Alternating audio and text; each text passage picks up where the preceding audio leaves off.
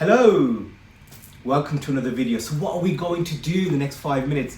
Well, this is going to be a very interesting case of videos. I'm going to do a Botox injection to a patient who has a painful, mild bunion who doesn't want to have surgery. Yes, Botox can be used for more than wrinkles. I have been tempted, I'm getting to that age now, but I haven't.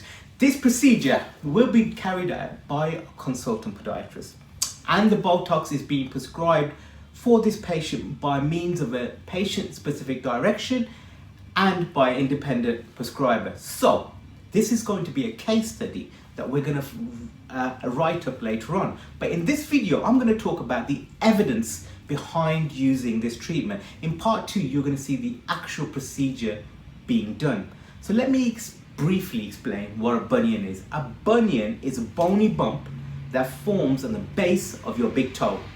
It occurs when some of the bones in the front part of your foot move out of place. This causes the tip of your big toe to get pulled towards your smaller toes and forces the joint at the base of your big toe to stick out. The skin over the bunion can be red and sore. It can be difficult to find shoes that are suitable because you've got a painful bunion, and the aesthetic appearance can cause some people to lose self-confidence, which is also an important factor. Now let me explain how Botox injections can help with this condition. This is how it works. An intramuscular Botox injection for a bunion will induce muscle paralysis by blocking the release of presynaptic acetylcholine at the neuromuscular junction. Sounds interesting and complicated, but bear with me. Let me go into a little bit more detail for those people that need this kind of detail. It'll take about 30 seconds and then we'll talk about the evidence itself. Botulinum toxin type A, which is what Botox is a protein. It's produced by an anaerobic bacterium, Clostridium botulinum, and is widely used in the treatment of muscle hyperactivity and spasticity. It binds to the presynaptic membranes of the chlorogenic motor neurons, leaving the cell's exostotic machinery such that the discharge of acetylcholine containing vesicles and hence the neurotransmission at the neuromuscular junction is prevented. Now, I know that was a little bit heavy going, but that was actually in brief. Now we're going to get out of school a little bit and talk a little bit about the evidence. So the question I'm about to be asked by patients and by colleagues is, where is the evidence to use this type of treatment for bunions? Well, that's interesting, and it's a fair question.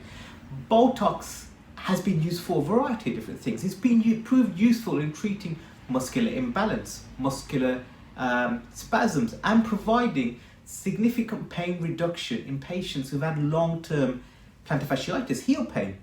But what about bunions?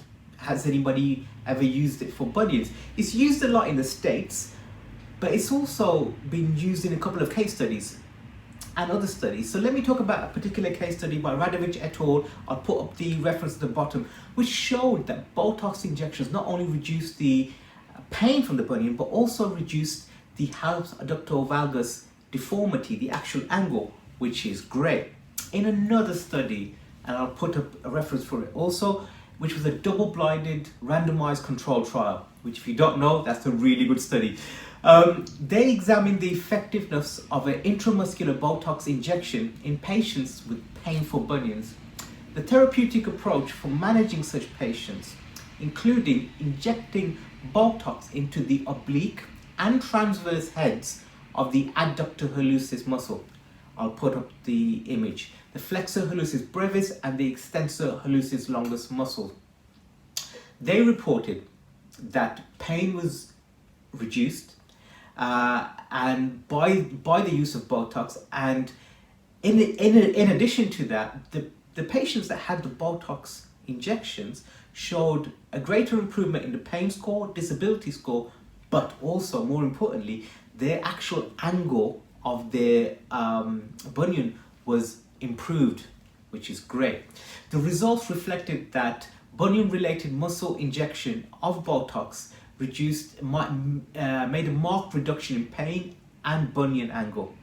In a third study, and I'll put up the reference again, the average angle of deviation of the big toe in the bunion before and after injections was measured, and it improved for after 6 months after the injection.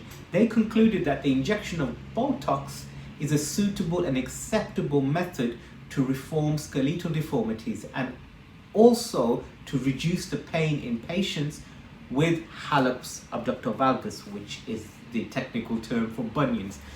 So now we've gone over a little bit of the evidence. I'm going to talk a little bit about the protocol that we're going to do. Now, in the studies that I've mentioned, they literally just gave the injection of Botox and didn't use any adjuncts. And an adjunct is something that you ask the patient to use, or you do to the patient in addition to the primary intervention that you're doing, which is the Botox injection. So what we're going to do with this patient is we are going to do the Botox injections. We are going to take a before and after x-ray, and if I can, I might do one in between during that period. And we are going to ask the patient to do certain exercises at home to strengthen the abductor hallucis muscle, and I'll put the image up for that. We're also going to give some orthotics, the Dr. Foot Pro insoles, and we're going to give the patient a night splint. So it's more than just doing the Botox injection, and this is going to be the first of many case studies that we do regarding this to see the effectiveness of this. So let's meet our patient in part 2 of this video series.